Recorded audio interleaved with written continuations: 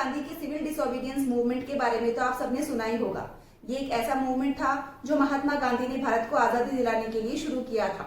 इस मूवमेंट के अंदर भारत के हर एक वासी, आदमी, औरत, बच्चों सभी ने मिलकर पार्टिसिपेट किया था। आज हम महात्मा गांधी के इसी सिविल डिसोबीडियंस मूवमेंट के बारे में पढ़ने वाले हैं, जिसकी पहली जीत उन्होंने हासिल की थी चंपारण, बिहार में। Hello everyone, welcome to my channel, The Literature Room by Sonu. I am your mentor Sonu Rathod and I welcome you all in today's video where we will be discussing the summary and introduction of our author Louis Fisher of the chapter Indigo. आज का ये chapter हमारे India के freedom struggle से related है, जहाँ पे गांधी जी की कोशिशों और भारतवासियों के सहयोग की वजह से आज इंडिया को वो फ्रीडम देखने को मिलती है। So without any further delay, let's begin with the summary of this chapter. Introduction.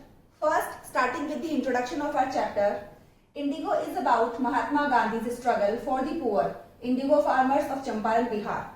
आज का हमारा चैप्टर इंडिगो महात्मा गांधी के द्वारा की गई उन कोशिशों के बारे में है, उन संघर्षों के बारे में है जो महात्मा गांधी ने चंपारण, बिहार के अंदर रहने वाले किसानों को इंडिगो फार्मिंग से आजाद करवाने के लिए किया था। चंपारण, बिहार के अंदर रहने वाले किसानों से जबरदस्ती नील की खेती करवाई जाती थी और वहीं पर जाके महात्मा गांधी ने उन किसानों को नील की खेती के समझौते से आजाद करवाया और उनको रिलीफ प्रोवाइड किया। The chapter shows how Gandhi ji used truth, courage and non-violence to fight injustice and exploitation.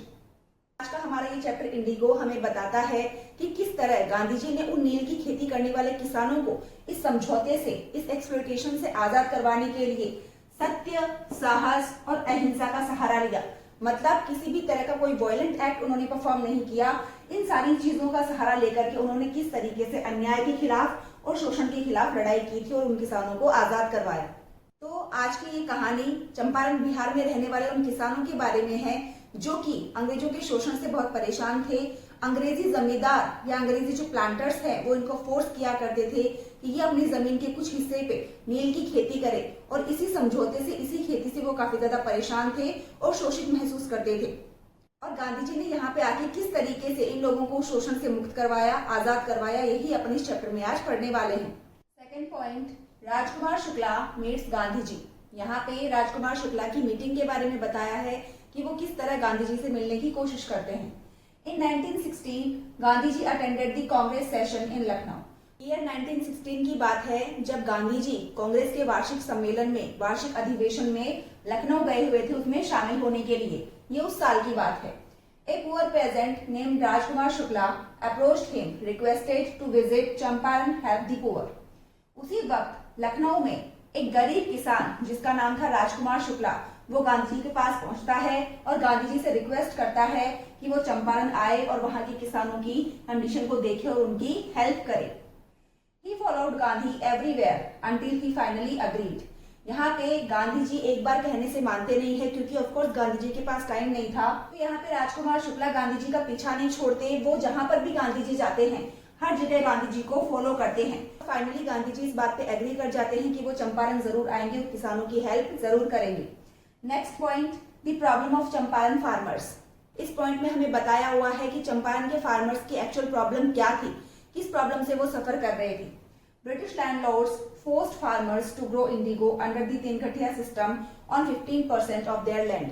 यहाँ पे चंपारण, बिहार के अंदर रहने वाले जो भी किसान थे वो तीन कठिया सिस्टम से काफी ज्यादा परेशान थे, तीन कठिया पद्धति से बहुत ज्यादा परेशान थे। सिस्टम वो होता है जिसमें आपको आपकी जमीन के तीसरे भाग पे, मतलब 3/20वें भाग पे खेती करनी होती है, जो भी आपको अंग्रेज कहते हैं, और वो फसल आपको रेंट के तौर पे सारी की सारी अंग्रेजों को दे देनी पड़ती है बिना किसी कीमत के। यहाँ पे ब्रिटिश लैंडलॉर्ड्स जो थे, मतलब जो अंग्रेजी जमींदार थे, उन्होंने भारतीय किसानों को फोर्स किया था चंपारण, बिहार में कि वो इस तीन कठिया सिस्टम के अंदर अपनी जमीन का जो 15% भाग है उसके ऊपर वो इंडिगो की खेती करे। तो इस तरीके से इस नियम को उनके ऊपर जबरदस्ती उन्होंने लागू किया हुआ था। They were badly exploited and received very low profit। तो चंपारण, बिहार के रहने वाले जो किसान थे, जो तीन कठिया पद्धति से काफी ज्यादा परेशान थे, उनका काफी बुरे तरीके से शोषण हो रहा था वहां पे और उनको काफी कम प्रॉफिट मिलता था अपनी फसल के बदले में। तो यहाँ पे इस चीज की वजह से वो काफी ज्यादा टॉर्चर्ड, काफी ज्यादा एक्सप्लॉइटेड फील करते थे। Later, synthetic indigo reduced demand, but landlords still demanded compensation from farmers। थोड़े टाइम के बाद इंग्लैंड में इंडस्ट्रियल रेवोल्यूशन की वजह से वहां पे सिंथेटिक इंडिगो बनाया जाने लग गया, कृत्रिम इंडिगो का विकास किया जाने लग गया। इसीलिए भारत से वो नेचुरल इंडिगो पैदा करवाने की और मंगाने की डिमांड कम हो गई।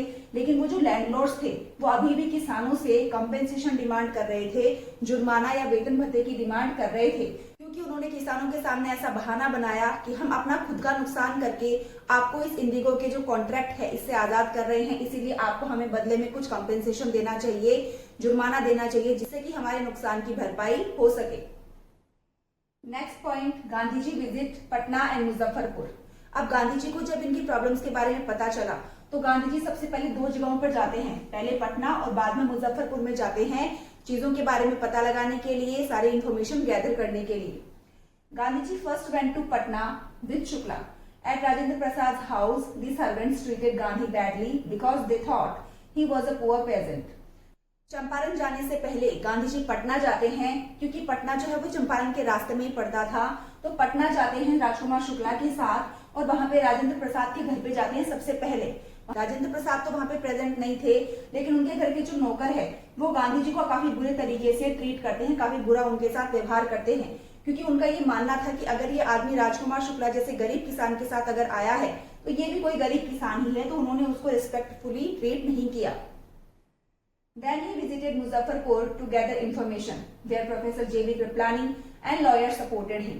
पटना से आने के बाद वो मुजफ्फरपुर जाते हैं। मुजफ्फरपुर के अंदर J.B. कृपलानी ने रेलवे स्टेशन के ऊपर इनका काफी ग्रैंड वेलकम किया था और वहां के जो लोकल लॉयर्स थे उन्होंने भी इनको सपोर्ट किया और उन्होंने इस केस के बारे में सारी इंफॉर्मेशन गांधी जी को बताई। Point number 5, Gandhi understands real problem. अब गांधी जी ने मुजफ्फरपुर और पटना में पहुंच के केस के बारे में जांच पड़ताल शुरू की, सारे एविडेंसेस को इकट्ठा किया, तब जाके गांधी जी को रियल प्रॉब्लम समझ में आई कि चंपारण के किसानों को एक्चुअली किस चीज से प्रॉब्लम है। Gandhi realises that fear was the main reason behind the peasant suffering. Gandhi ji ने वहां जाके ये रियलाइज किया कि किसी भी तिनकठिया सिस्टम या किसी भी लैंडलॉर्ड से ज्यादा फियर बहुत बड़ा रोल प्ले करता है किसानों के दिमाग में। गांधी जी को ये रियलाइज हुआ कि सबसे बड़ा कारण किसानों की परेशानियों का वो है उनका डर, वो डर जो उनके मन में अंग्रेज जमींदारों के लिए बैठा हुआ है। Lawyers charge high fees to fight their case but could not remove their fear. हालांकि वहां पर जो लॉयर्स थे उन्होंने भी इन किसानों का केस लड़ा था और केस लड़ने के बदले में इनसे हाई फीस वसूल की थी, लेकिन फिर भी वो इन किसानों को उस डर से आजाद नहीं करवा पाए थे। Gandhi decided to stay and help the farmers directly. इसीलिए गांधी जी ने डिसाइड किया कि वो चंपारण में ही स्टे करेंगे और फाइनली किसानों को उनके डर से आजाद करवा के रहेंगे, मुक्ति दिलवा के रहेंगे। अब यहाँ पे गांधी जी ने डिसाइड कर लिया है कि वो चंपारण के किसानों की मदद जरूर करेंगे, क्योंकि उन्होंने पूरा केस स्टडी कर लिया था, किसानों की प्रॉब्लम्स का वो मेन रीजन जान चुके थे। तो ऑफकोर्स वो चंपारण की जो इंटरनल अफेयर्स हैं, जो वहां के किसानों का जो मामला है उसके अंदर इंटरफेयर करने लग गए, किसानों से जांच पड़ताल करना, उनसे बयान लेना, ये सारी कार्यवाही वो करने लग गए थे। So the next point is Gandhi was ordered to leave Champaran. तो गांधी जी को ऑर्डर मिलता है कि वो चंपारण छोड़ के चले जाएं। British officials ordered Gandhi to leave Champaran immediately. जैसे ही चंपारण के अधिकारियों को ये पता चलता है कि गांधी जी यहाँ पर किसानों की हेल्प करने के लिए आए हैं और यहाँ के इंटरनल अफेयर्स में वो इंटरफेयर कर रहे हैं, दखल दे रहे हैं, तो उन्होंने तुरंत ही एक ऑर्डर पास किया जिसमें गांधी जी को उन्होंने आदेश दिया कि वो जल्दी से जल्दी चंपारण छोड़ के चले जाए। Gandhi refuses because he believes helping the poor was his duty. Gandhi ji ने पुलिस के इन ऑर्डर्स को मानने से मना कर दिया, क्योंकि वो इस बात में विश्वास करते थे कि गरीबों की मदद करना और असहायों की, हेल्पलेस की मदद करना उसकी सबसे बड़ी ड्यूटी है। He was summoned to court for disobeying official orders। तो पुलिस के ऑर्डर्स ना मानने, उनको डिसओबे करने की वजह से इनको कोर्ट की तरफ से बुलावा आ जाता है और कोर्ट में उनको हाजिरी देनी पड़ती है, पेशी देनी पड़ती है, क्योंकि इनके खिलाफ एक मुकदमा वहां पे दायर हो जाता है। Point number 7, Gandhi's court appearance. Of course Gandhi ji ने जब पुलिस के उस ऑर्डर को मानने से इनकार कर दिया था, डिसओबे कर दिया था, तो पुलिस की वजह से उनको कोर्ट के लिए एक समन आता है, बुलावा आता है। तो ऑफ कोर्स गांधी जी चाहेंगे उस कोर्ट में अपना अपीयरेंस देने के लिए, पेशी देने के लिए।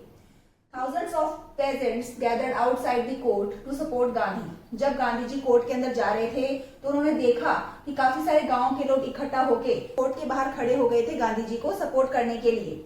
He admitted breaking the law, but said he did it for justice and humanity। Gandhi ji के ऊपर जब वो अंदर मुकदमा चलाया गया तो उन्होंने इस बात को स्वीकार किया कि हाँ, उन्होंने कानून तो तोड़ा है, उन्होंने पुलिस के ऑर्डर्स जो है उनको माना नहीं, उनको डिसओबे किया है, तो ऑफ कोर्स इसने कानून को तो तोड़ा है, लेकिन ऐसा इसने जस्टिस के लिए किया था और ह्यूमैनिटी के लिए किया था। मतलब ये यहाँ पे किसानों को न्याय दिलाने के लिए आया है और मानवता की सेवा करने के लिए आया है, मतलब गरीब किसानों की हेल्प करने के लिए आया है। तो इसी के चलते उसने पुलिस के ऑर्डर्स को मानने से इनकार किया था, क्योंकि अगर वो पुलिस के ऑर्डर्स मानता और यहाँ से चला जाता तो फिर वो इन किसानों की हेल्प नहीं कर पाता। तो जस्टिस और ह्यूमैनिटी के ग्राउंड पे उसने कानून को तोड़ा है, वो इस बात को एडमिट करता है। The government became nervous and finally withdrew the case. तो यहाँ पे गवर्नमेंट जो है वो काफी नर्वस हो जाती है, काफी घबरा जाती है, क्योंकि इतनी सारी भीड़ को देख के वो जजमेंट नहीं दे पाती जो वो देना चाहती थी। ऑफ कोर्स वो गांधी जी के अगेंस्ट ही कोई फैसला सुनाना चाहती थी, लेकिन क्योंकि इतनी सारी भीड़ गांधी जी के सपोर्ट में खड़ी हुई है तो वो काफी नर्वस हो जाती है गवर्नमेंट, और फाइनेंशियली इस केस को विड्रू कर देती है, रफा दफा कर देती है, हटा देती है गांधी जी के ऊपर से। Point number 8, beginning of civil disobedience. अब जब गांधी जी पूरी तरह से सेटल हो चुके हैं चंपारण के अंदर, अब पुलिस भी एडजस्ट हो चुकी है उनके एग्जिस्टेंस के साथ, अब उनको भी पता है कि वो गांधी जी को वहां से बाहर नहीं निकाल सकते, तो अब गांधी जी का सिविल डिसओबीडियंस मूवमेंट वहां पे स्टार्ट हो जाता है। मतलब यहाँ पे गांधी जी अपनी वो कार्यवाही करना स्टार्ट कर देते हैं किसानों के फेवर में, जिसमें वो किसी तरह की हिंसा का यूज नहीं करते, कोई लड़ाई झगड़ा आर्ग्यूमेंट का यूज नहीं करते, बट वो इस लड़ाई को जीतते हैं नॉन वायलेंस, ट्रूथ और सिविल डिसओबीडियंस से। Gandhi's actions became the first successful civil disobedience movement in India. Peasants lost their fear of British authority. They became courageous and confident. तो यहाँ पे गांधी जी ने जो भी काम किए, जो भी उनके एक्शंस थे, वो उनका पहला सक्सेसफुल अटेम्प्ट बन जाता है सिविल डिसओबीडियंस मूवमेंट का। मतलब गांधी जी ने यहाँ पर जो सविनय अवज्ञा आंदोलन चलाया था उसकी यहाँ पर पहली जीत देखी जाती है, क्योंकि ये चंपारण का उनका आंदोलन काफी सफल रहा था गांधी जी के एक्शंस की वजह से, क्योंकि उन्होंने यहाँ पर ना किसी हिंसा का ना किसी लड़ाई झगड़े का सहारा लिया था, बल्कि नॉन वायलेंस और ट्रूथ के सहारे उन्होंने इस मूवमेंट को यहाँ पे सफल बनाया था। इसका रिजल्ट हमें ये देखने को मिलता है कि वहां के किसान जो है, अब उनके अंदर ब्रिटिश अथॉरिटी के लिए जो भी डर था वो डर अब गायब हो रहा था, उनके अंदर धीरे धीरे करेज आता जा रहा था, साहस आता जा रहा था, वो धीरे धीरे कॉन्फिडेंट होते जा रहे थे, आत्मविश्वास उनके अंदर बढ़ता जा रहा था। तो इन चीजों को देख के हमें पता चलता है कि गांधी जी का जो सिविल डिसओबीडियंस मूवमेंट उन्होंने यहाँ पे चलाया था वो सफल रहा। Point number 9, inquiry committee and refund. तो गांधी जी के द्वारा किए हुए एफर्ट्स का और उनके द्वारा चलाए हुए सिविल डिसओबीडियंस मूवमेंट का क्या रिजल्ट निकलता है वो अपन इस पॉइंट में देखेंगे। An official inquiry committee was formed. Gandhi collected statements from thousands of peasants. Gandhi ji के प्रयासों का ये रिजल्ट निकलता है कि एक इंक्वायरी कमेटी का गठन किया गया, जो कि इस मामले के अंदर तह तक जाके इंक्वायरी करेगी और पता लगाएगी कि इस पूरे केस में विक्टिम कौन है। यहाँ पे गांधी जी ने हजारों किसानों से बातचीत की और उनके बयान इकट्ठा किए। British landlords agreed to refund 25% of the illegal money taken from the farmers. यहाँ पे इस केस को जब अच्छे तरीके से स्टडी किया गया तो ब्रिटिश लैंडलॉर्ड्स को इसमें गिल्टी पाया गया और विक्टिम पाया गया इंडियन किसानों को। तो यहाँ पे ब्रिटिश लैंडलॉर्ड से ये कहा गया कि वो अब तक उन्होंने कंपेंसेशन के तौर पे भारतीय किसानों से या चंपारण के किसानों से जितना भी पैसा लिया है उसका 25% अमाउंट वो वापस रिफंड कर दे किसानों को। ये फैसला आया इस कमेटी की तरफ से। Gandhi accepted the amount because restoring self respect was more important then money. यहाँ पे गांधी जी ने 25% ये जो अमाउंट था इसको भी उन्होंने एक्सेप्ट कर लिया बजाय फुल पेमेंट के, क्योंकि उनका ये मानना था कि यहाँ पर उनकी सेल्फ रिस्पेक्ट ज्यादा बड़ी है किसी भी पैसे से, किसी भी अमाउंट से। यहाँ पे अंग्रेज जमींदारों से अगर उनको कुछ परसेंट भी मिल रहा है तो इसका मतलब ये है कि उनकी सेल्फ रिस्पेक्ट वापस उनको मिल रही है। तो यहाँ पे गांधी जी एग्री कर जाते हैं 25% रिफंड लेने के लिए। Point number 10, end of Tinkathia system. तो यहाँ पे ब्रिटिश लैंडलॉर्ड्स जब भारतीय किसानों को वो 25% रिफंड कर देते हैं, इसका मतलब क्या हुआ? इसका मतलब ये हुआ कि ऑफ कोर्स यहाँ पे तिनकठिया सिस्टम अब खत्म हो गया है, क्योंकि इंडिगो की खेती तो पहले ही बंद करी जा चुकी थी। जब से इंग्लैंड के अंदर इंडस्ट्रियल रेवोल्यूशन हुआ था और वहां पे मशीनरी डेवलप हुई थी, तो वहां पे सिंथेटिक इंडिगो का डेवलपमेंट होने लग गया था। इस वजह से नेचुरल इंडिगो की डिमांड इंडिया में कम होने लग गई थी। अब उन्होंने रिफंड भी कर दिया है, इसका मतलब यहाँ से तिनकठिया सिस्टम बिल्कुल रिमूव हो चुका है। When the British planters left Champaran, the exploitative indigo system ended completely. Farmers gained freedom from oppression. तो यहाँ पे जल्दी ही जो ब्रिटिश प्लांटर्स थे, जो ब्रिटिश लैंडलॉर्ड्स थे, जो किसानों से जबरदस्ती खेती करवाया करते थे नील की, अब उनको पता है कि ये सिस्टम यहाँ पे खत्म हो चुका है। अब यहाँ पे उनका कोई भी बेनिफिट नहीं होने वाला, फायदा नहीं होने वाला है, तो वो यहाँ से जमीनों को छोड़ छोड़ के चले जाते हैं, चंपारण को छोड़ के चले जाते हैं। यहाँ पे इंडिगो सिस्टम का जो एक्सप्लॉइटेटिव नेचर था, शोषण करने वाला जो इंडिगो सिस्टम था, पूरी तरीके से खत्म हो जाता है और यहाँ के किसानों को आजादी मिल जाती है उस शोषण से, उस दबाव से। तो यहाँ पे गांधी जी की कोशिशें बिल्कुल सफल रहती है। वो पूरी तरीके से किसानों को आजाद करवा देते हैं उस तीन कठिया सिस्टम से, अंग्रेजों के द्वारा किए जाने वाले उस ऑपरेशन से, एक्सप्लॉइटेशन से। अब यहाँ पे राजकुमार शुक्ला का वो उद्देश्य, वो मोटिव पूरा हो जाता है। इसकी वजह से वो गांधी जी के पीछे पड़ के उनको यहाँ चंपारण में बुला के लाए थे। Point number 11, Gandhi social work. तो यहाँ पे गांधी जी ने वो मूवमेंट तो जीत लिया, चंपारण के अंदर किसानों को आजाद करवा दिया इंडिगो की खेती करने से, लेकिन उसके बाद भी गांधी जी का काम वहां पे खत्म नहीं हुआ। वो सोशल अपलिफ्टमेंट करना चाहते थे, सामाजिक और सांस्कृतिक रूप से लोगों का उद्धार करना चाहते थे। इसके लिए भी उन्होंने काफी सारे काम किए थे उस गाँव में। Gandhi also work for education, cleanliness and health in villages. Gandhi ji ने चंपारण और वहां के आसपास के गाँव में शिक्षा, साफ सफाई और स्वास्थ्य को लेकर काफी सारे सुधार किए, काफी सारे काम किए। Schools were opened and sanitation improved. काफी सारे प्राइमरी स्कूल्स खोले गए, वहां पे वॉलंटियर्स को बुलाया गया टीचिंग के लिए, मेडिकल सर्विसेज के लिए। वहां पे साफ सफाई की जो कंडीशंस है, सैनिटरी जो कंडीशंस है, उनको इम्प्रूव किया गया, उनमें सुधार किया गया। He wanted complete social upliftment of villages. वो चंपारण और चंपारण के आसपास के गांवों का सामाजिक और सांस्कृतिक रूप से उद्धार करना चाहते थे, उत्थान करना चाहते थे। तो इसके लिए इन्होंने काफी सारे काम किए शिक्षा और चिकित्सा के क्षेत्र में। So here we have come to the end of our summary of this chapter. And इस पूरी स्टोरी का एंड में क्या कंक्लूजन निकलता है, let's see. The Champaran movement was a turning point in India's freedom struggle. India अंदर जो freedom struggle चल रहा था, मतलब भारत की आजादी के लिए जो लड़ाई चल रही थी पूरे भारत के अंदर, इसमें चंपारण मूवमेंट का काफी इंपॉर्टेंट रोल रहता है। यही एक टर्निंग पॉइंट रहता है गांधी जी की लाइफ में, जहां पर उन्होंने पहली बार सिविल डिसओबीडियंस मूवमेंट के अंदर जीत हासिल की थी चंपारण के अंदर।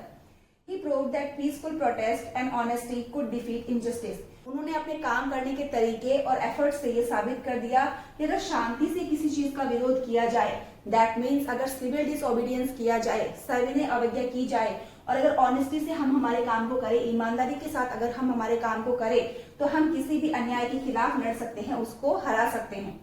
राजकुमार Shukla determination and Gandhi leadership brought justice to the farmer. यहाँ पे राजकुमार शुक्ला का जो डिटर्मिनेशन था, जो दृढ़ निश्चय था, जिस दृढ़ निश्चय और आत्मविश्वास के साथ वो गांधी जी के पीछे पड़े थे और फाइनली वो गांधी जी को यहाँ पर लेके आए चंपारण में, तो उस आत्मविश्वास, उस दृढ़ निश्चय और गांधी जी की लीडरशिप के द्वारा ही चंपारण के जो किसान थे उनको न्याय दिलाया जा सका। So I think the summary of this chapter is clear in your mind. You have got a basic idea of how the story is running in this chapter. Some important themes are also running in this chapter. So now let's move on towards them.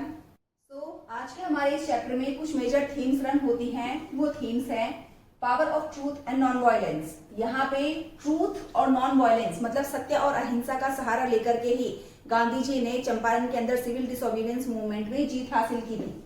Courage and determination, यहाँ पे करेज की बात हो रही है, किसानों का करेज, और डिटर्मिनेशन जो कि राजकुमार शुक्ला का जो दृढ़ निश्चय, आत्मविश्वास था, जिसकी वजह से वो इस आंदोलन में जीत पाए, किसानों को नील की खेती के समझौते से आजाद कर पाए।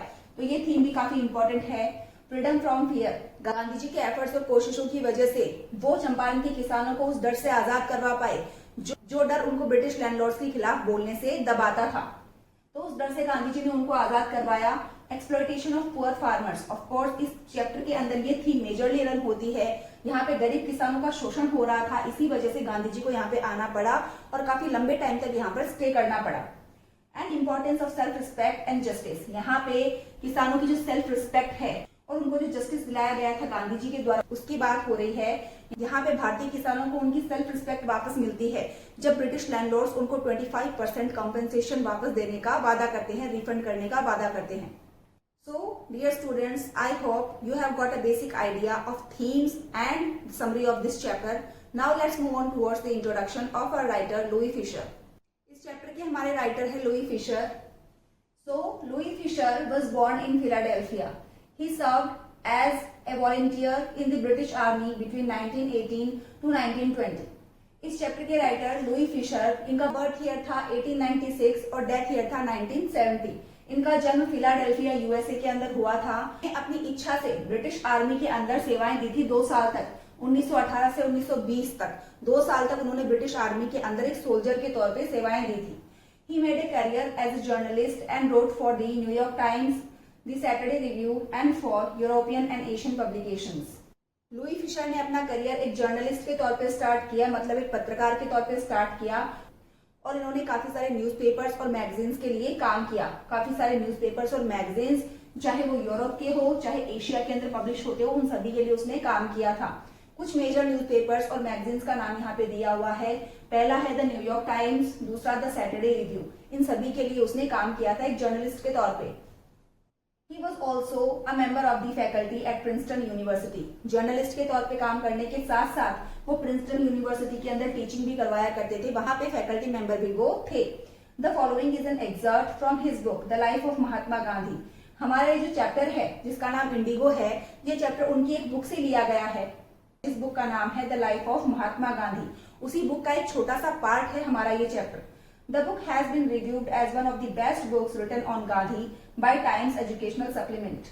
तो लुई फिशर की ये जो बुक है the life of Mahatma Gandhi, इसको रिव्यू किया गया और इसके बारे में ये कहा गया कि ये आज तक की गांधी जी के ऊपर लिखी हुई सबसे बेस्ट किताबों में से एक है। और ये जो रिव्यू या जो कमेंट दिया था वो एक ऐसी संस्था ने दिया था जिसका नाम है टाइम्स एजुकेशनल सप्लीमेंट। और ये कह सकते हैं कि टाइम्स एजुकेशनल सप्लीमेंट नाम की संस्था के द्वारा लुई फिशर के द्वारा इस लिखी गई बुक को, जिसका नाम है the life of Mahatma Gandhi, इसको काफी अप्रिशिएट किया गया, सराहा गया। So dear students, we are finally done with the summary and introduction of our writer Louis Fischer. Hoping this information will be helpful for you. We will meet you in our next video with another part of the same chapter. Till then, goodbye and have a nice day. And if you find this video helpful, don't forget to share, subscribe and like. Thank you very much.